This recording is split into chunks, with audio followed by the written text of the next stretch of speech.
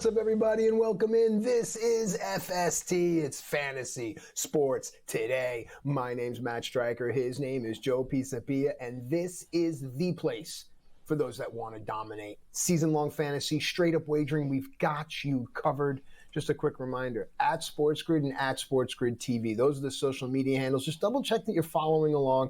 You know you want to say things to us. We've got stuff we want to say to you. And speaking of that, let us set up the podium for the man, the grand entrance, the author of the Fantasy Black Book, the one and only Joe Pisapia. Joe, come on in, my man. Here we are. We're in full swing. Yes, they are all applauding for Joseph.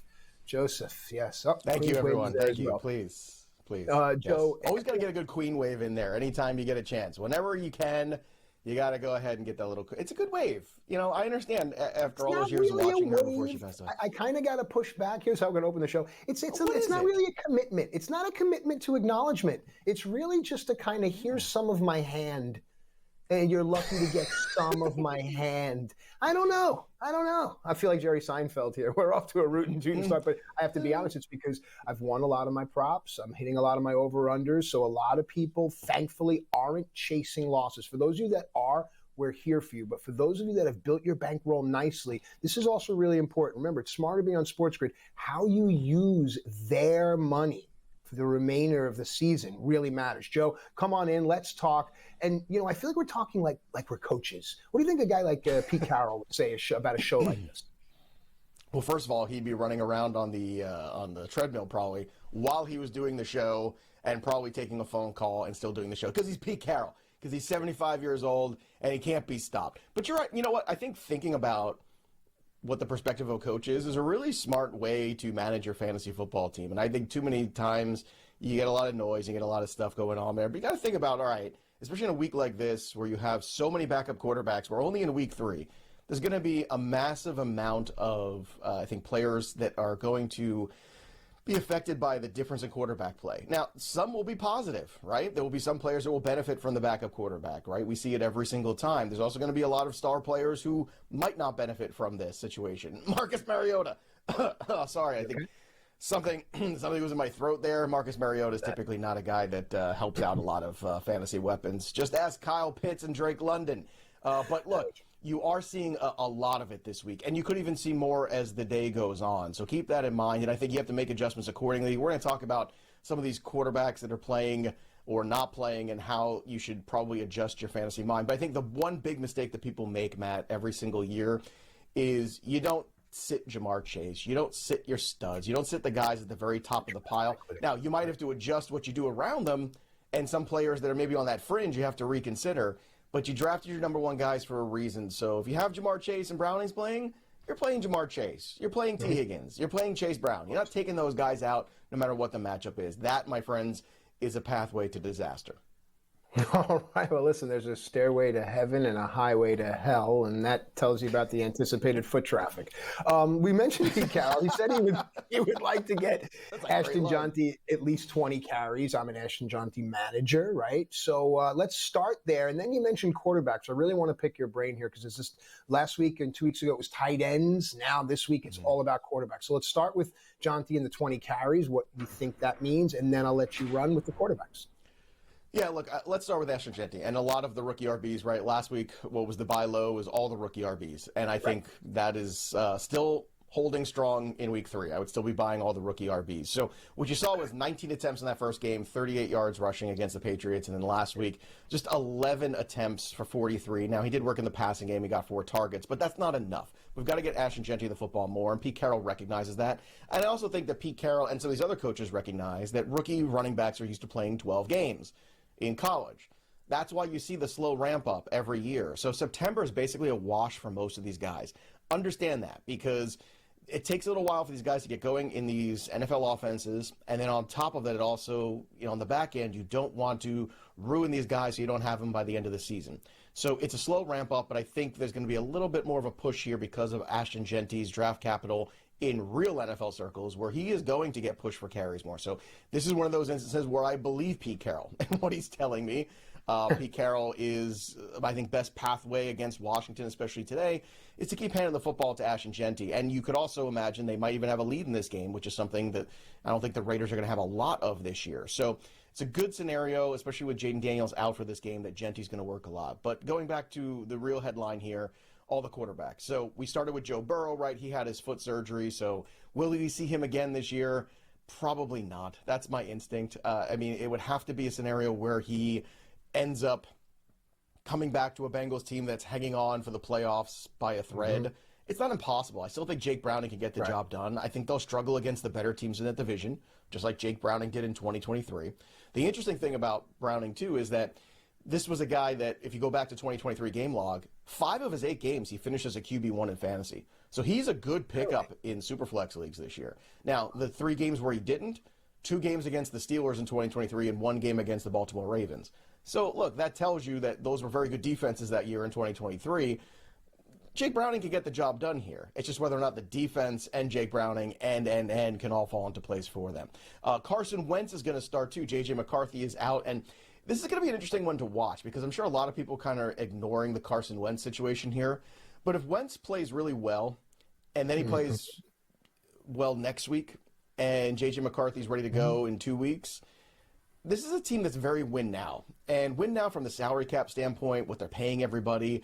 This is a team that's been to the playoffs. They've won 13, 14 games the last couple of years, right? They're right in the thick of it. I wouldn't be shocked if Carson Wentz won a couple games and they didn't immediately pivot back to J.J. McCarthy. So this is one you have to really watch and pay attention to. And then the last one here that we're going to talk about before we move on to the injuries is Justin Fields with a concussion. So we're going to have Tyrod Taylor under center in Tampa today. That's going to be a tricky one, too. Tampa's a very good team. Taylor, a capable NFL backup, a veteran guy. But it's unfortunate because now I think you really don't know what to do with the Garrett Wilsons of the world. You're going to start him. You're going to imagine they're going to give the ball a lot to Breece Hall. But, again, that's a really tough front that's got Vita Vea in it. So it could be a long day at the office for the Jets. Yeah, maybe some tight end play coming in as well. All right, we're going to keep these things going here. So I'm a Commanders fan, so I'm going to turn to you now, and I want to know what you're hearing and your thoughts on Jaden Daniels. Yeah, look, Jaden Daniels being out this week, I think we all knew once we heard the knee issue that we said, okay, there's a good chance he is not playing this week. And maybe it's because they think they can go out there and they can beat the Las Vegas Raiders. And that's possible. However, you do have to consider the downgrade potentially here for Terry McLaurin. I wouldn't downgrade Deebo Samuel all that much in my mind because I still think the manner in which he's using this offense and the fact he gets carries, he's going to be an important cog no matter what. Yeah. It's just whether or not Mariota can keep getting all the targets down the field to McLaurin. I think that is a little bit more suspect. Ertz, still playable. Tight end is a wasteland right now, so you can still play Zach Ertz. You're still going to play Terry McLaurin, but you have to think of him more as a wide receiver 3 than a 1 this week. So look at your flex spot and try to find somebody else who can make good there. And Ja'Cory Krosky-Merritt is going to be really interesting now to see, a week of practice here as the number 1 guy. What does that backfield look like? I'd be playing him. Again, he's a low-end RB2, but the scoring upside is definitely hurt by Mariota. Some good news here. Emeka Egbuka dealing with the hip and groin issue. He is going to play. Tucker Kraft with a knee issue. He is going to play. And DeAndre Swift with that quad issue looks like he's going to play. So also we were worrying about Tyler Warren during this week, and we couldn't have Kraft and Warren out at tight end. This is just going to be a disaster for the position. Luckily, both those guys are in this week. So that is good news when it comes to the tight ends. And we could certainly have used some good news when it comes to tight ends this year. It's been a rough start to the season for all of them. So that's what the big picture looks like right now. I can't believe it's only week 3 and we've got so many QBs out because, Matt, the QBs, they run the table, they run the show. This is how we operate our fantasy offenses. And we take the quarterback away, those offenses can struggle. So it'll be fascinating to watch how that unfolds today in week 3. When we come back, we're going to look at the fantasy over-under. Coming off a pretty solid week 2, we'll give you the props when we return right here on FST.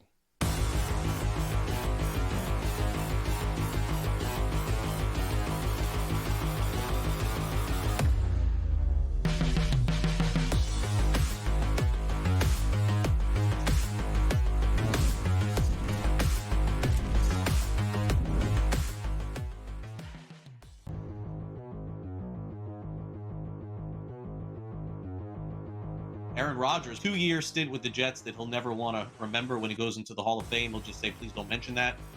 Now he's with Pittsburgh, and he had his best game since Green Bay. Threw 5 touchdowns. Is it 5, right? Am I right about that, Sam? I don't want to screw this up, too. 4 touchdown passes. You know, screwed up again. 4 touchdown passes against the New York Jets. Buy or sell, Aaron Rodgers will finish the season as a QB1, a 12-team league, top 12 fantasy quarterback. Buy or sell. You know, the cop out here is he stays healthy, yes, right? He'll do it. They're not asking a lot. Top 12. Purdy's already not going to be top 12, right? He's already going to miss this week, probably another week, maybe as much as 5. They've said. So you knock him out there. There'll be other quarterbacks that get hurt, so you knock them out. I don't think he'd ever get top 5, top 6, top 8. But the 9 to 12, I hate to say it, he wasn't bad last year with the Jets, right? They didn't win games, but he wasn't bad. He had it when he played. He was a good, solid quarterback. You know, he can still sling it. He still can. I'm the first to admit those 4 touchdowns. It wasn't like he had a monster game. A couple of his interceptions were dropped. You know, that should have been picked off there. It seems like he did complete work for touchdowns. A couple of breakdowns by the Jets as well. So I don't see him really as going to win a league for you. But I'm going to buy this. If he stays healthy, hell, just give me 15 games. And I think he can be top 12. So I'll buy this. I'm going to sell it. Yeah. I mean, games against the Browns and games against the Ravens. And look, I don't know if the Jets defense is as bad as they've showed. If it is, then this may be his best game of the season. So, yeah, I'm going to sell. I think he's on the outside of this looking in. Fantasy Sports Today. Fridays starting at 3 p.m. Eastern. Only on SportsGrid.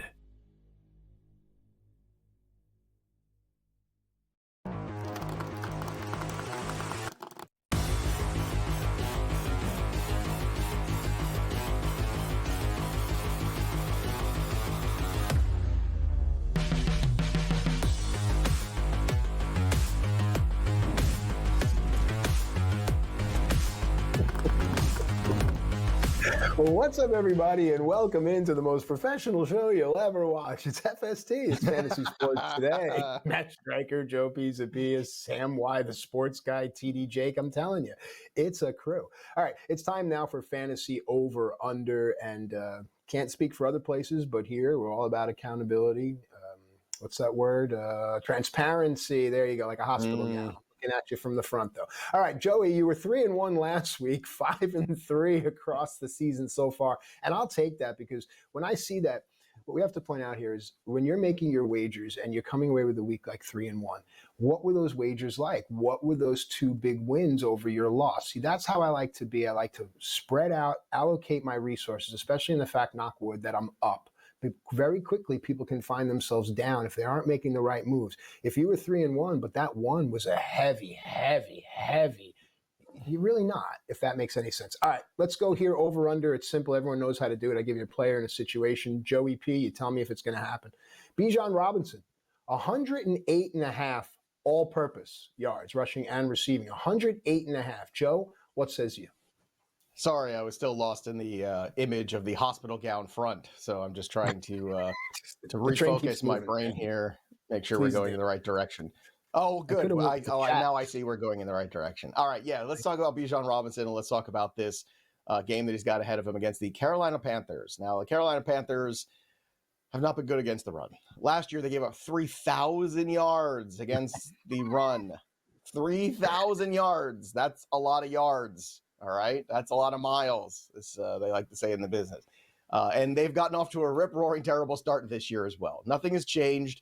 And what's so interesting here is if you're looking at the individual prop for Bijan Robinson today, it's extremely high, right? We're talking about a situation where he is already in the, in that 90 range. So why not just combine them and give yourself some out, right? Like, let's just keep this simple, because Bijan Robinson could just as easily have 100 yards receiving as he could rushing, as he could possibly 200 yards combined in this game. So I'm not going to mess around with this. I'm not going to pigeonhole myself. I'm going to up this ante just a tad, just in order to get the number that I think is going to be much easier for me to achieve, right? So I think that's a big part of this game today, and a big part of looking at how you want to approach this. Because again, when you're looking at just the individual here with the rushing props in this contest, 81.5 is a very high number. Can he just get to somewhere around 100 and change when you combine them all, I definitely think he can. So he's probably going to get 100 on the ground just by that. So this is an easy smash for me, but it's almost like the insurance policy, Matt, of just going, you know what, I'm just going to cover my bases. Just give me 110 all-purpose yards for Bijan Robinson. Correct. I don't know how he's going to do it, but he's going to do it. So don't pigeonhole me into just the rushing instead. But I do think the rushing number 81.5 is also an over in this contest too. The Panthers can't stop anybody on the ground, let alone the best guy in the business. Yeah, no, and it's great wagering advice. So I hope everyone really was able to understand what you were saying there and what I was saying at the top of the segment. All right, let's keep it moving here. Another over-under. We'll talk Michael Penix. 207.5 passing yards. I do believe there's a correlation here, but let's go. Yeah, there is. And I think what we're trying to do here is, shake the dust off a kind of just a miserable kind of week 2 where things just weren't really clicking necessarily. It was a tough matchup against Minnesota Vikings and all that jazz. And I'll be honest, a tough matchup in the first week against the Tampa Bay Buccaneers. And Penix did a good job, especially late in that game, bringing that team back and putting them on track. So far in the year, he had 298 against the Bucs. Again, most of that came late in that game where things really started to ramp up, and then just 135 last week. And I think that's why you're seeing this number so low this week. But 207.5, I think, is extremely achievable. And it's not just Penix, right? It's the yards after catch for guys like Bijan Robinson who can help, for, getting Kyle Pitts involved, hopefully, for Drake London, for Darnell Mooney, who's back and healthy. So you've got a full complement of weapons. You got a defense this awful. I know you're on the road. That's usually the one pause you have, but weather's not an issue here. So let's get Michael Penix out there with the boys, go sling the football around, have some fun. And we know the Carolina Panthers offense can put up some points now and again. They do have this habit late of getting back into games. That's also something that can push this total. It's a very low number, I think extremely achievable. And I do like the defense of the Atlanta Falcons as well, because I think that's one unit that's been very underrated so far this year. If you've watched them, that was the big problem with this team in the offseason. They addressed it in the draft. They addressed it in free agency. They're getting after the quarterback a little bit better. And I think that Falcons defense is one that you have to pay attention to. Kind of a sleeper defense, if you ask me, this year. Nice. A little bonus there. Okay, let's go on to a running back here. An over-under of 64.5 rushing yards. Now, it's Javonte Williams. Now, I know people that sold high, and you and I think that might be a mistake here. You think there's some longevity here? Well, look, I don't think selling high on Javonte Williams is the worst idea because he's gotten off to a very good start. But I think it's very important that you don't just sell him for pieces. So just to be clear, it's not an automatic sell. It's a sell high. And if you can get something much higher in draft capital, we're still in September. Draft capital still matters. October is when it doesn't matter at all. But the first couple of weeks of the season, you have to stay true to that draft capital of players because it's there for a reason. Anybody can have a slow start or a bad couple games. But in this game against the Chicago Bears, whose defense looks absolutely just full of Swiss cheese holes because they've got so many injuries on the defensive side, especially in the secondary, I imagine they're going to have some sort of, problem here with the Dallas Cowboys offense. And last week he's coming off a game where he had 97 rushing yards. I don't expect it to be that high, but I think the number we're looking at here, 64.5, is very achievable. Look for 64.5, maybe throw a touchdown there with it as well. I think that is a really good situation for Javonte Williams. You can even look at guys like George Pickens potentially, or CeeDee Lamb as ladder bets today, where you're just going up the ladder with them because somebody's going to have a big day with both corners out. All right, and then we'll take it to the break. More on the ground, 42.5 rushing yards. Quinshon Judkins, over or under, and why? Look, I'll take the L last week on Quinshon Judkins. I did not think he would get so much work so soon. That was very surprising, I think, to everybody. But what's not going to be surprising to me is if he goes under against the Green Bay Packers. They've been the opposite so far to start the year of the Carolina Panthers. They are very tough up front, very tough against the run. They put a lot of pressure on the quarterback. So this, to me, is going to be tough here. If you want to go with the carries, okay, maybe that's even better. But for the yardage 42.5, I think we got to look at a fair amount of carries to get there. I just don't see that with that split backfield and that game script and that opponent of the Green Bay Packers. That, my friends, is just a lot. We're back. Let's make some deals on FST.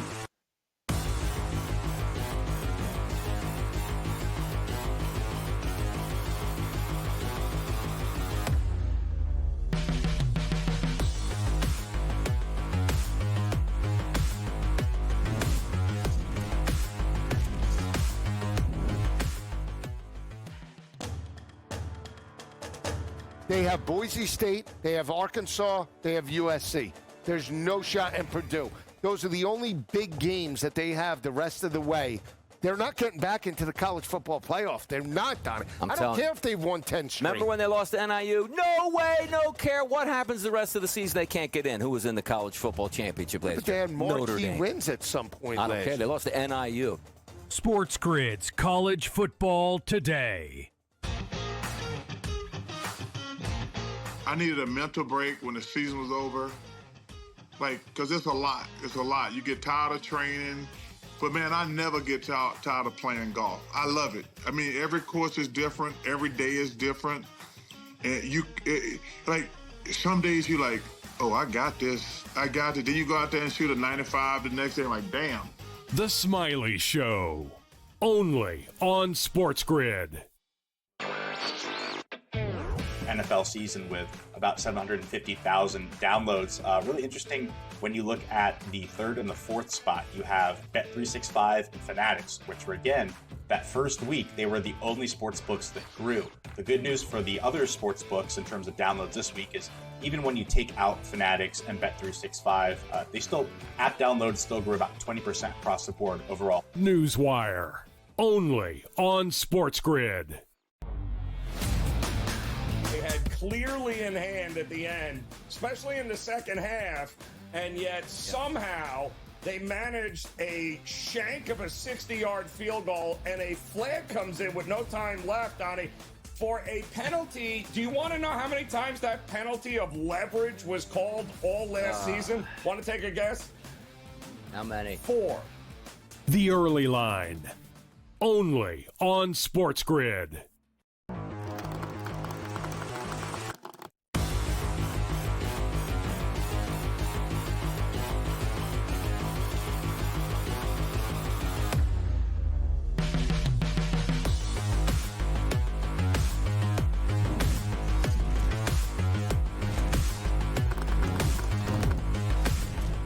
All right, welcome back into FST Fantasy Sports Today. Matt and Joe with you here, giving you everything you need. Reminder, at SportsGrid, at SportsGrid TV. Those are our social media handles. We want to hear from you, and I'm pretty sure you got things you want to say to Joe.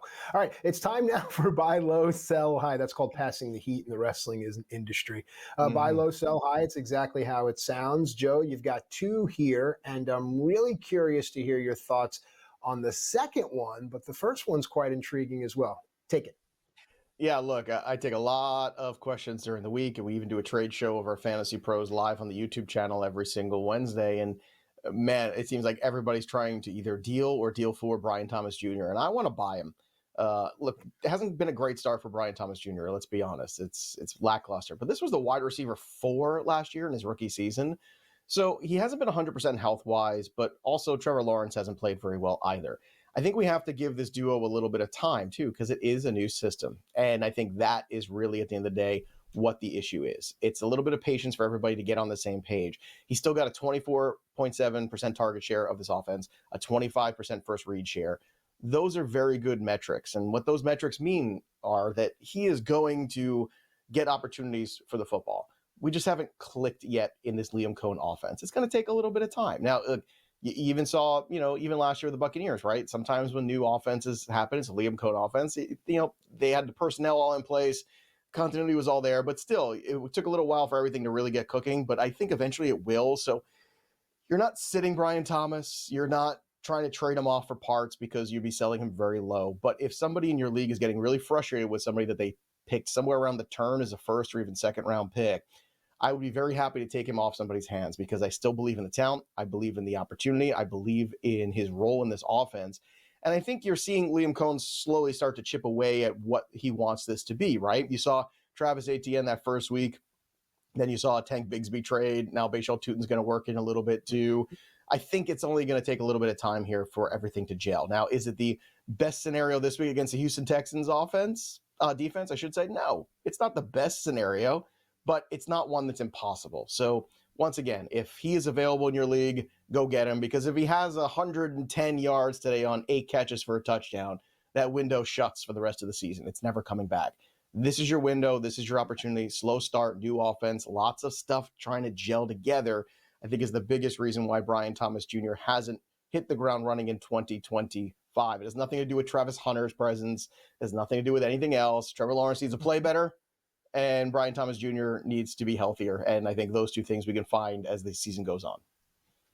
All right, quickly before we get to the very telling sell high, off the top of your head, just give me a name or two that you would be okay in making a Brian Thomas deal. I think when you're trying to, move up here, if somebody value-wise for Brian Thomas Jr., if you're going to give me, let's say, Ricky Pearsall and Javonte Williams, like, okay, that's I'm listening to that, right? It's got to be a deal where I see a pathway for a guy to be a number one wide receiver. He doesn't have to be a number one, and then I need a useful running back or another piece with it. All right, so speaking of useful running backs, sell high here. Take it away, because to me, if you're selling high here, it means another name is coming behind it. Yeah, I think with James Conner, he's still the quote-unquote guy here in theory, but I don't know how much longer that's going to last with Trey Benson around. And James Conner's been, I think, far more useful for far longer than we've realized. He is 30, though, and he's coming off back-to-back games where he's got under 40 yards rushing. The yards per carry are down around 3.2. That's not where you want to be. He's got San Francisco this week, then a Seattle defense. It's very tough as well, back-to-back weeks. So it's kind of tough pathway-wise. And then the bye comes up in week 8, and I could see a scenario where at some point James Conner takes a secondary role, and from week 9 on, Trey Benson's more of the guy in the backfield. So if you think they're 1-1A now, I think that might flip a little bit at some point mid-season. So I'm just trying to get ahead of the curve. If he has a good day today, I wouldn't be fooled, because he's still a 30-year-old running back. He's still got a young buck nipping at his heels that I think is very talented and always did. So eventually all good things come to an end at the running back position for all of them. And I feel like this might finally be that year where we're seeing the slowdown of James Conner. So let's get ahead of the game before all of his value gets wiped out. So to me, that's why Conner is a guy that I'd be looking to get rid of. All right, I like it a lot. Now on the other side of the break, we're going out to you. So remember, at SportsGrid TV, we're going to take your questions. It's going to be time for FST Start Sit. Joe, I'm excited. Yeah, me too. This is it, right? Who's in, who's out? We're going to tell you when we come back on FST. So don't go anywhere. Stay with us. And as Matt said, follow us on the social media channels as well. Get your questions in so we can answer them. It starts sit time on FST. Let's set those lineups.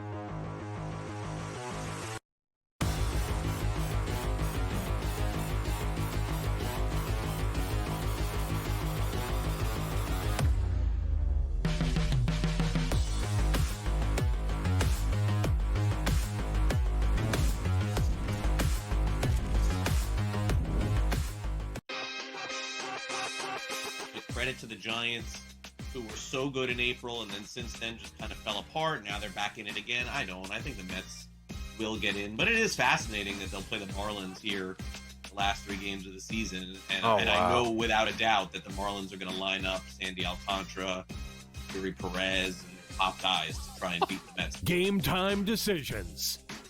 Only on SportsGrid. It is the biggest story in sports. It is the ability to predict outcomes in sports without calling it sports betting. But I guess Massachusetts doesn't like it very much, and they're saying basically you can't operate in our market without having a license like FanDuel and DraftKings. And they're coming at this company, Robinhood, who you may be familiar with. Robinhood right now says, hey, we should be able to operate just like these other companies. Newswire. Only on SportsGrid. He says, you can't get in the position Tiger, Rory, Justin Thomas. Those guys are this tall. You're never gonna be as flexible as them. You got a lot more leverage and you got a lot of more moving parts than those dudes. The Smiley Show. Only on SportsGrid. I like the shadows coming in, Neyland Stadium. Show me those 3:30. Back we in the played day, all our games on Saturdays. Maybe one or two games on a Friday night away. I always loved that. Same thing in college. Hated Friday night football games in college. I don't like. I understand why they do it prime time and we have to play. But going back to when we grew up, Keith Jackson. Yeah. Action. Throw another pancake on that plate. Yeah, let's go, Keith Jackson. That's my guy here. SportsGrid's College Football Today.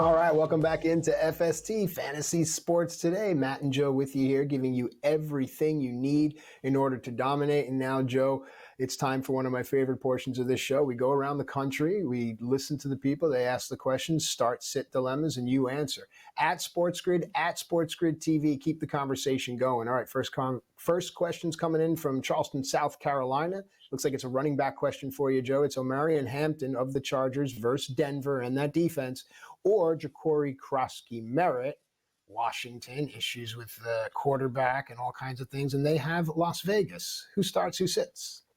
Yeah, this is tough. In Fantasy Pros, these guys are ranked back-to-back at RB26 and RB27, respectively. And look, Omarion Hampton also falls into this bucket of these rookie running backs that are having slow Septembers. Why? Because you want them, especially a guy like Hampton, if you're a playoff team, to be fresh when we get to January, right? Because you want to be in the playoffs and you want to be using Omarion Hampton there. So I'm not shocked that the usage is slow. Omarion Hampton is another buy low. But I'm going to go with Ja'Cory Krosky-Merritt here, despite the fact I think that Mariota limits his upside for scoring potential. I think the split backfield with Hampton, with Najee Harris against the Denver Broncos is a tough matchup today. I think that when you're looking at Ja'Cory Krosky-Merritt, there's a morbid curiosity now that Austin Eckler is out to see how much of this backfield does he get in terms of that share, right? It makes you wonder, did the Commanders regret that Brian Robinson trade immediately week 2 when they saw that Achilles snap of Austin Eckler?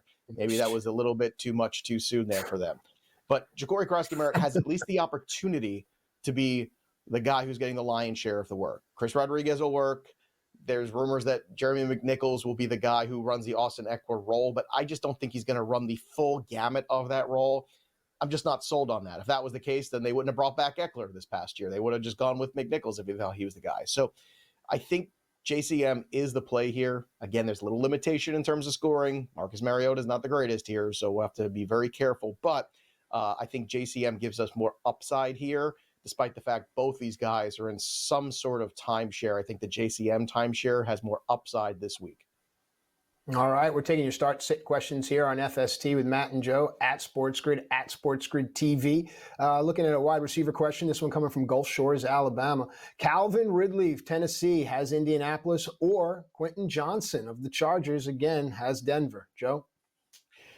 Yeah, look, QJ's been really solid here to start the year, and I think they finally realized that just because he looks like an alpha wide receiver doesn't mean he plays like one, and I think that's taken the league a little while to figure out. Like, physically, he looks like an alpha dog kind of guy. He looks like that dude, but he doesn't play that way style of play-wise. You got to get him moving. You got to do different things. You're not just throwing jump balls up to him or those big deep balls. It's just not his game, right? So QJ versus Denver is not the greatest matchup, and I know everyone's been very frustrated with Calvin Ridley to start the year, and rightfully so. Calvin Ridley has been slow to start, but it's also, again, against the Denver Broncos and against the Los Angeles Rams, two very good defenses. This poor rookie quarterback, Cam Ward, has gotten off to a really tough start here based on the schedule. I mean, at Denver and then at home against the Rams and Sean McVay, that's not the way a rookie QB should have to start his career. So I'm cautiously optimistic that Calvin Ridley gets back to work here. Elike Manor has really started to emerge. That's a player that we were talking about 2 months ago, and hopefully you were listening, and hopefully even 2 weeks ago you were listening when we said, add him before anybody else does on the waiver wire. But if he's still floating around there, please add Elike Manor to your team, because I do think he is the number 2 target in this offense already. I don't think Calvin Ridley's going away or disappearing. I think he's had 2 really tough matchups to start the year. I think things get a little bit better in Indianapolis, but to give credit to Indianapolis, too, that defense is improved. Lou Anarumo came over, who was a really good defensive coordinator from the Bengals. He just got a bad shake there because all the guys around that defense over years left or got hurt, and he's a really good coordinator, and I think he's done a really good job these first couple weeks here for Indianapolis. But Ridley, to me, still gets a start over QJ, despite the sexy play of QJ to start the season. Ooh, sexy play, says Joe. It has been. It has been. All right, we're having fun here. Let's look for a fun name. Ronkonkoma, just down the road. Ronkonkoma, New York. John in Ronkonkoma has a quarterback question. Is it Jordan Love for Green Bay at Cleveland, or is it Jared Goff for Detroit at Baltimore, Joe? Yeah, these are 2 guys I think you're streaming quarterback. You're trying to figure it out here. And where I'm struggling with Jordan Love is just the weapons at this point, right? We're down to Matthew Golden, who I really like, but he's still a rookie. You know, we've got some secondary guys, Romeo Dobbs, right? Jordan Love still feels like barely the guy that I want to start here, but I Mm-hmm. understand the Jared Goff scenario. If Jared Goff was playing at home, this would be a smash for Jared Goff. But he's not. He's playing on the road against the Ravens, so I am a little bit concerned. I will go with Jordan Love here by just a hair and hope that he can move this offense properly. The faith I have in Jared Goff going on the road is just tough, and it's primetime games. It's just I don't know. It just feels like a bad scenario. In Detroit, totally different scenario. But once we get out there on the road, and I think the Ravens kind of smell blood here a little bit too. I don't think this Detroit Lions team is as strong as it was in previous years. When you lose those coordinators, I think it has a really negative impact. So to me, I'm going to go with Jordan Love because I think when chips are down here, Jordan Love is going to just throw to the open guy. If Tucker Kraft was out for this game too, that would have been the breaking point for me. But he's going to play. So I think as long as you got Golden, as long as you got Kraft and Dobbs, I think he can do enough here in this game to just edge out Goff for me. But it's very close.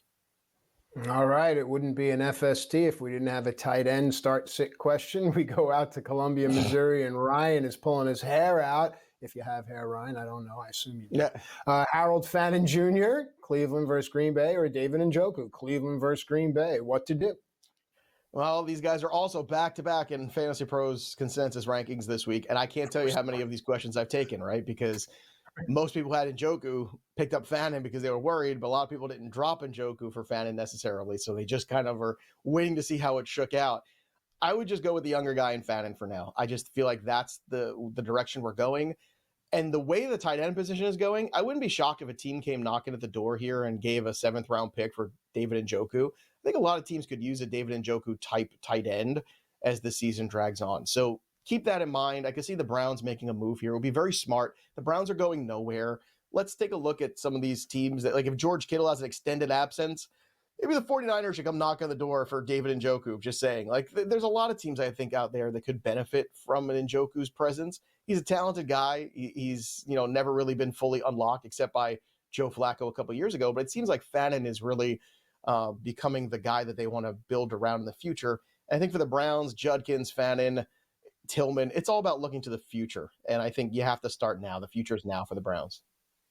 All right, let's show some West Coast love and head out to San Francisco, California, where Jackson has a question. Alec Manor for Tennessee against Indianapolis, or Matthew Golden, Green Bay at Cleveland. Great question, Jackson. Joe, what says you?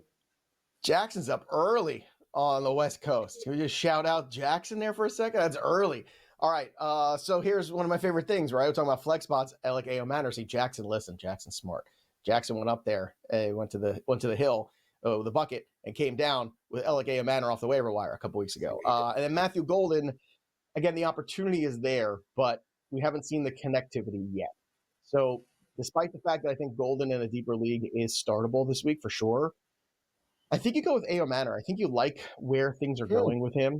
I think that the trend line is better for Manor in this scenario. So just to, kind of put a button on this here, Manor to start the year has really started to look. He looked good the preseason, and I think that's always important.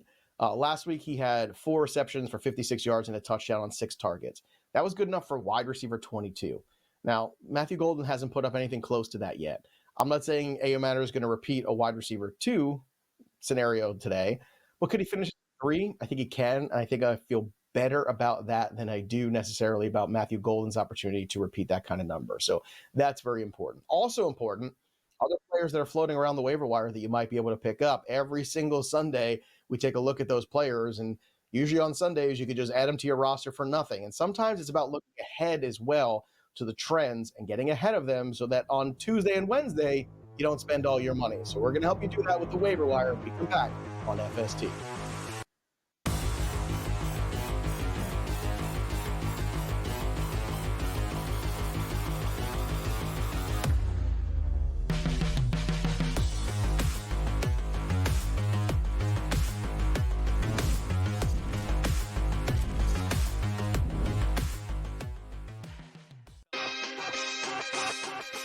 There are right now 10 teams who are 0-2.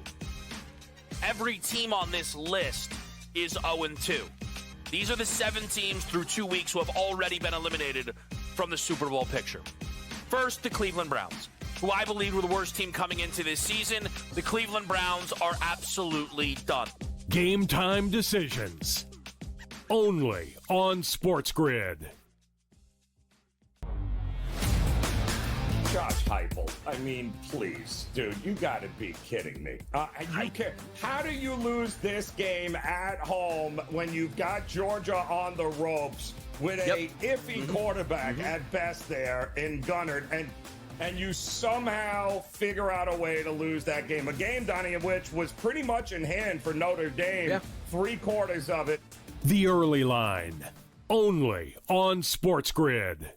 It's the most beautiful time of the year. No, not because of foliage or pumpkin spice lattes.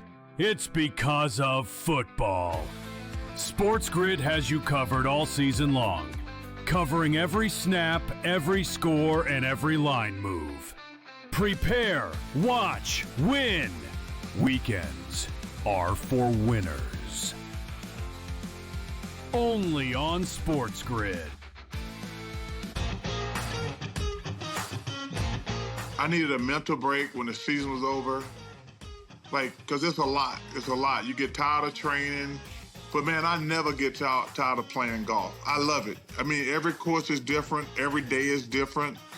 And like, some days you're like, oh, I got this. I got it. Then you go out there and shoot a 95 the next day. I'm like, damn. The Smiley Show. Only on SportsGrid.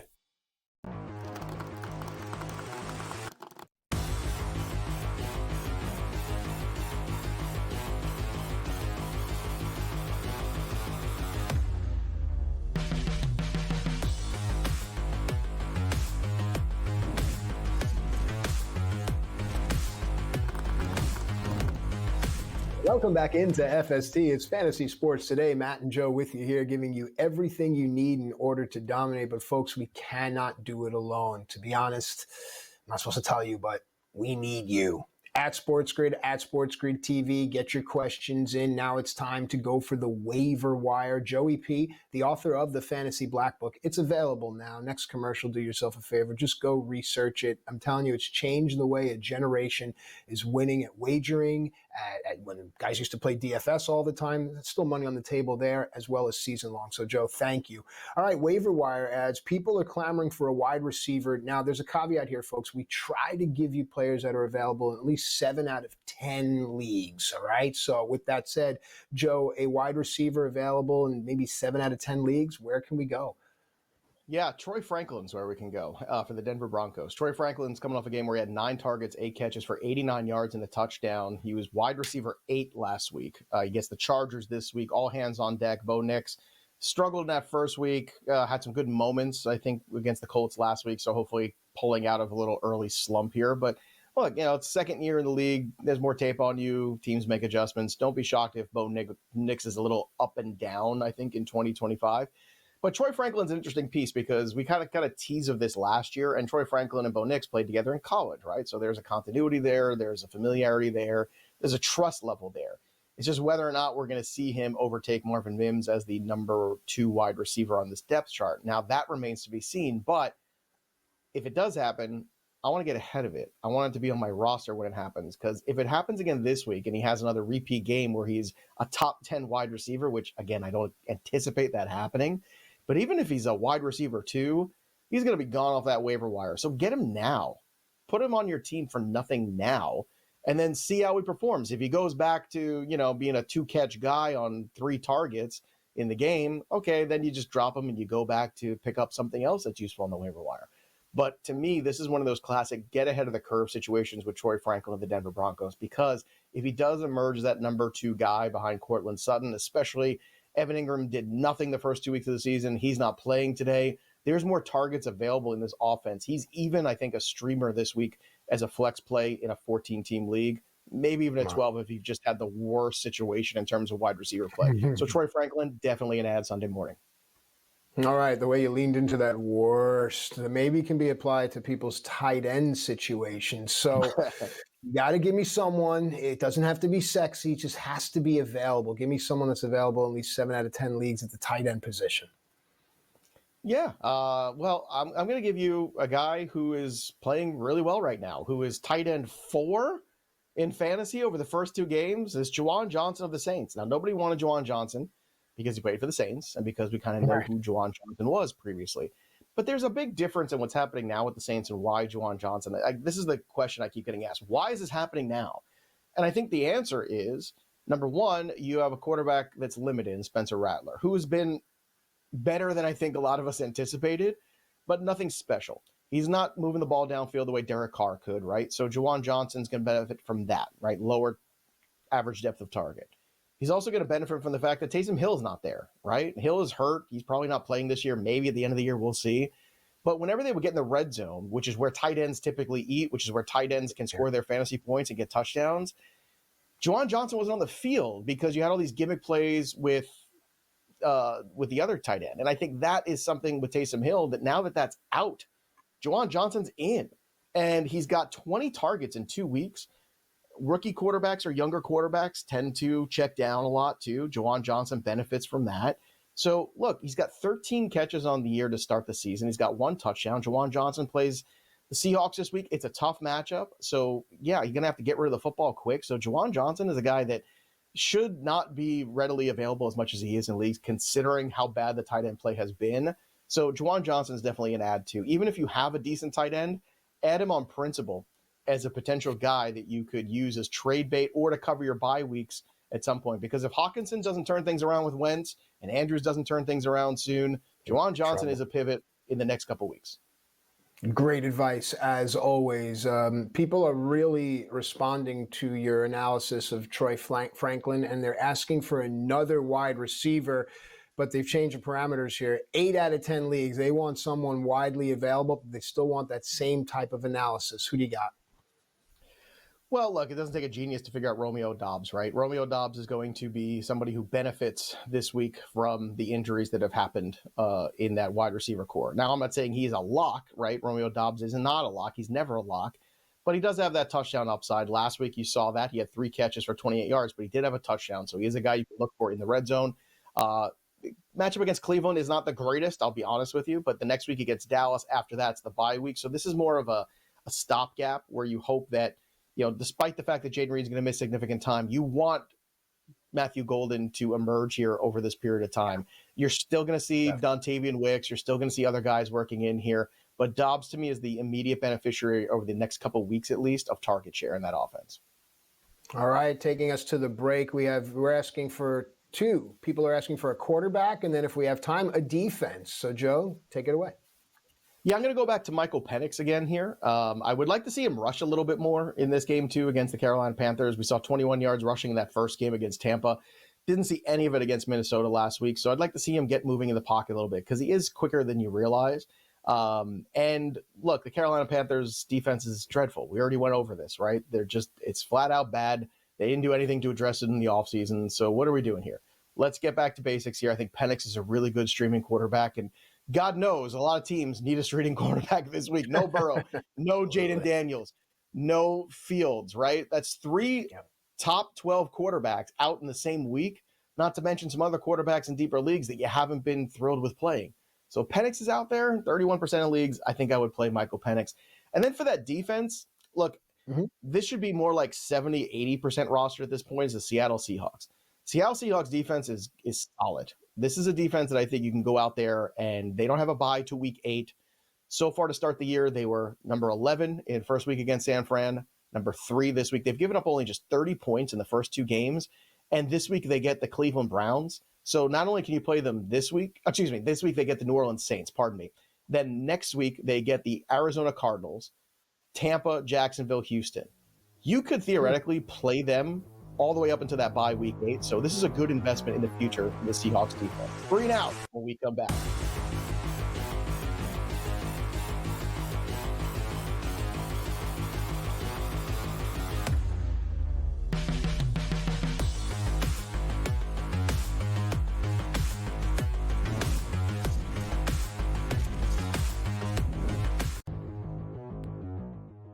look at the weather, try to look for some anytime touchdowns or maybe some props that you really feel confident about. But it's always the time for urgency, especially for a team like the New York Giants. I think that defense is something that can give Giants fans hope.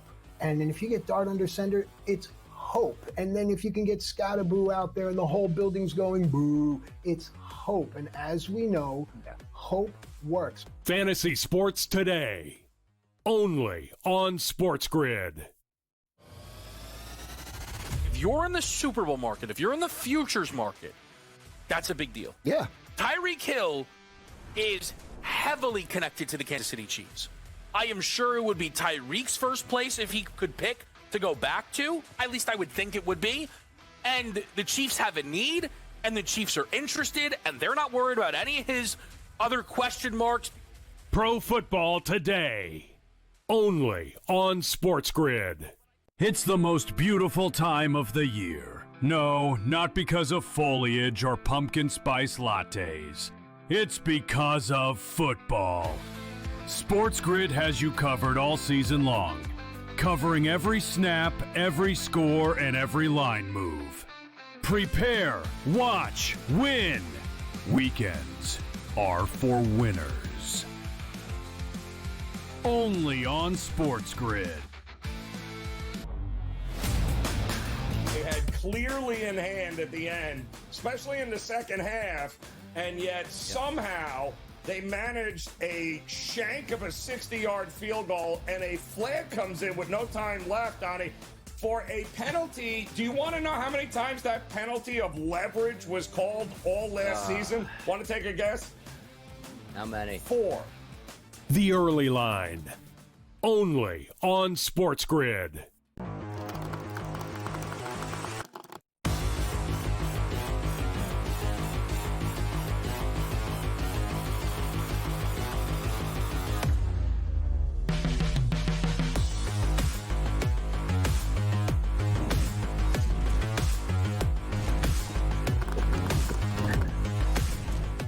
Welcome back into FST Fantasy Sports Today, where it's always a rip-roaring good time.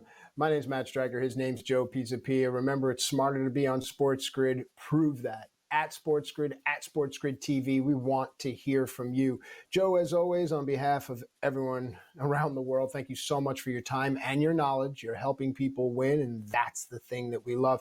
Give us 3 things that you're looking forward to this week and how we can capitalize on it. Well, look, I don't know how we can capitalize on it, but we got to be paying attention to these backup QBs and the second guys who are playing here, and also how long some of these quarterbacks are going to be out. So this has been a brutal week for Superflex because you've lost so many quarterbacks to injury already, and it's only week 3. So the waiver wire at Superflex has been crazy. I would even speculate if you, let's say you lost a bunch of quarterbacks or you lost a quarterback late, and that's the thing, right? Like Jaden Daniels, okay, well, how much time is he going to miss? Hopefully just this 1 week. But if you are looking ahead and you see the waiver wire, well, Wentz is gone, right? Taylor has been picked up. Even Mariota might have gotten picked up already, right? Certainly Browning was early in the week. So now you got to start looking ahead of where's the next QBs that could possibly take over. I would say let's start in Carolina with Andy Dalton. If Bryce Young plays poorly today, I could see after 0-3 them pulling the plug on Bryce Young and just saying enough is enough. We're moving on to Andy Dalton again, and we're going to move forward. If Caleb Williams goes 0-3 and has a meltdown against the Cowboys, not out of the realm of possibilities, Tyson Bagent is another guy that I think could go in there and possibly run this Ben Johnson offense more efficiently. I know that sounds crazy, but maybe he won't run it as spectacularly with the athleticism. But can he run it more efficiently? I think Ben Johnson might be curious enough to see that. So let's keep an eye on how those other quarterbacks do. And if you're in a super flex, Andy Dalton, Tyson Bagent, add those couple guys now just to see. You can always drop them back, right? If you've got a dead spot on your roster, add those guys. See what happens. Bryce Young gets a W today. Caleb Williams beats the Dallas Cowboys. Okay, whatever. I took a shot. But I can tell you right now, if changes start to happen at quarterback and people think that I'm crazy for saying Caleb could be replaced, if the Bears go 0-3, there's nothing that tethers Ben Johnson to Caleb Williams. It was not his draft pick. So keep that in mind here. When these coaches come in, they do not care. And I know Caleb was part of the allure of going there, but he was also part of the downside. And so far, we haven't seen any of the upside of Caleb Williams over the first 2 weeks. So again, not saying it's going to happen, but speculative. The way fantasy's been going so far this year, you got to look to some other situations, maybe even Jameis Winston too, depending on how Russell Wilson plays. I know he had a 400-yard game last week, but if he struggles mightily this week against the Chiefs defense, a very different defense, we could see maybe a change there. All the LA teams getting tested. So the Chargers get the Denver Broncos today. We've got the Rams playing the Eagles, which I think they've circled this on their calendar for quite some time. So what we want to do here is we want to take a hard look at these LA teams, because the Chargers and the Rams are two teams that I've picked to win their divisions. I am hopeful that I've made the right decision, but losses today in these games could hurt them, especially on their pathway into the playoffs. So this is very important games here for Los Angeles, both of those Rams and Charger teams. We'll see how they perform today, this afternoon. And then teams that start 0-3. Look, there's a lot of teams that are up against it right now. The Houston Texans, I can't imagine starting 0-3. I know historically they've struggled against the Jacksonville Jaguars. That's not, something that is lost on me. But I can't see the Texans going 0-3 to start the year. I think DeMeco Ryans is a good head coach. He'll have this team ready to play. I can't see the Kansas City Chiefs starting 0-3 either. Not against New York Giants, not in prime time. It's been struggle bus for the Super Bowl losing Chiefs. Again, I want to reiterate that because we talked about that Super Bowl loss hangover. It's for real. But I don't know if it extends this far to lose to the Giants in a primetime game. So I'll be betting on those teams, literally and figuratively, to turn things around. Matt, what are you looking forward to this week in the NFL? Well, thank you for asking, Joe. Overall, it's basically the fact that offenses will start to become gel better. They'll start to complete more points. And we have a unique 4 weeks of weather across the country where you have a prime opportunity for more totals, for totals to be a lot higher before some of the inclement weather starts to hit the nation. So these next 4 weeks, I'm looking at totals. I'm looking at a lot of overs overall, Joe. Yeah, can certainly see that today, too. I need some of those guys who are slow starters, too, to start picking things up. I think BTJ needs to pick it up a little bit.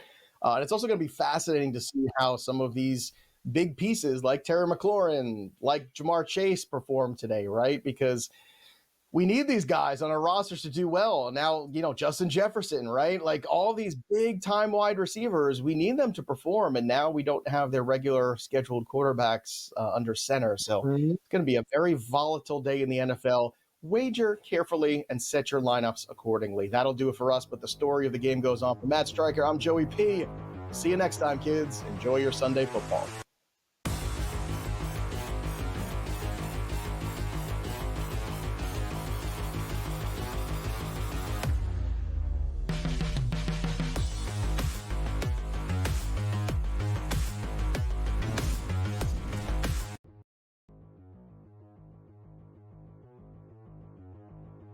Aaron Rodgers, 2-year stint with the Jets that he'll never want to remember when he goes into the Hall of Fame. He'll just say, please don't mention that.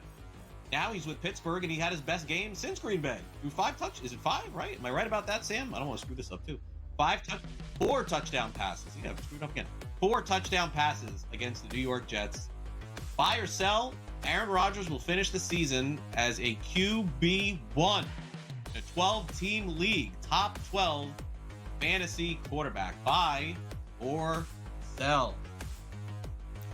The cop out here is he stays healthy, yes, right? He'll do it. They're not asking a lot. Top 12. Purdy's already not going to be top 12, right? He's already going to miss this week, probably another week, maybe as much as 5. They've said. So you knock him out there. There'll be other quarterbacks that get hurt, so you knock them out. I don't think he'd ever get top 5, top 6, top 8. But the 9 to 12, I hate to say it, he wasn't bad last year with the Jets. Right? They didn't win games, but he wasn't bad. He had it when he played. He was a good, solid quarterback. He can still sling it. He still can. I'm the first to admit those 4 touchdowns. It was like he had a monster game. A couple of his interceptions were dropped. That should have been picked off there. It seems like he did complete work for touchdowns. A couple of breakdowns by the Jets as well. So I don't see him really as going to win a league for you. But I'm going to buy this if he stays healthy. Hell, just give me 15 games, and I think he can be top 12. So I'll buy this. I'm going to sell it. Yeah. I mean, games against the Browns and games against the Ravens. And look, I don't know if the Jets defense is as bad as they've showed. If it is, then this may be his best game of the season. So, yeah, I'm going to sell. I think he's on the outside of this looking in. Fantasy Sports Today. Fridays starting at 3 p.m. Eastern. Only on SportsGrid.